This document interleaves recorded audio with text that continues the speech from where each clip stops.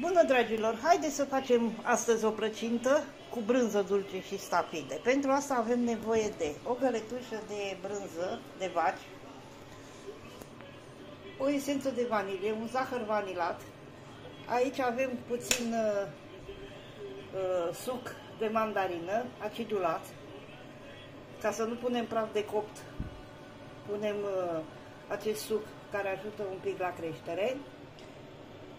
Avem nevoie de unt, de 5 ouă, 3 linguri de griș, un pahar de stafide, stevia îndulcitor, că nu pun zahăr, și coajă de portocal. De asemenea, avem nevoie și de foi de plăcintă și tava respectivă în care facem plăcinta. Punem brânza, peste brânză turnăm esența de vanilie, pliculețul de zahăr vanilat,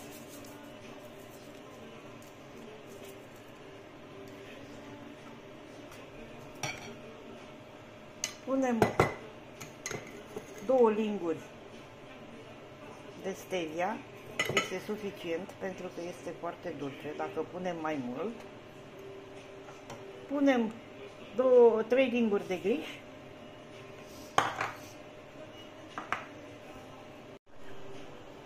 punem și ouăle bătute cu praf de sare și amestecăm bine. De asemenea, turnăm și 50 de ml de suc, punem stafidele, punem portocală confiată și de asemenea amestecăm bine compoziția. Punem în tavă 3 foi de plăcintă, după care începem și punem din compoziție.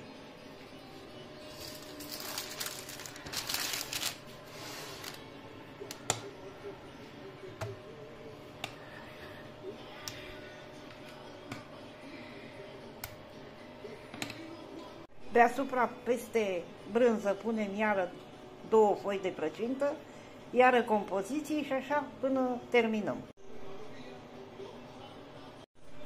Foile care le punem deasupra le strângem ca un evantai, fiecare foaie în parte, și le punem frumos, le așezăm deasupra.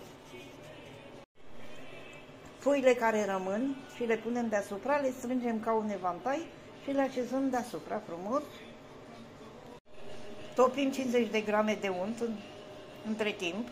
Într-un castron batem 2 ouă cu un praf mic de sare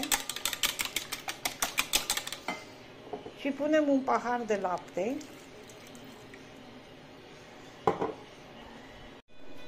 Punem și o lingură de smântână și, bineînțeles, untul topit.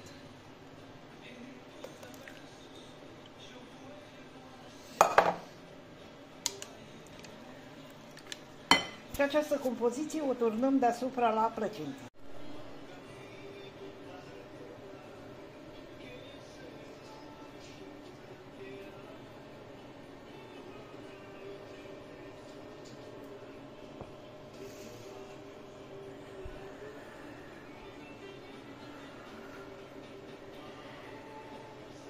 Și deasupra, ca să iasă crocant așa puțin, punem puțin zahăr tos. Presărăm și o băgăm la cuptor preîncălzit la 180 de grade, circa 40 de minute, până se face. Așa arată plăcinta noastră tăiată.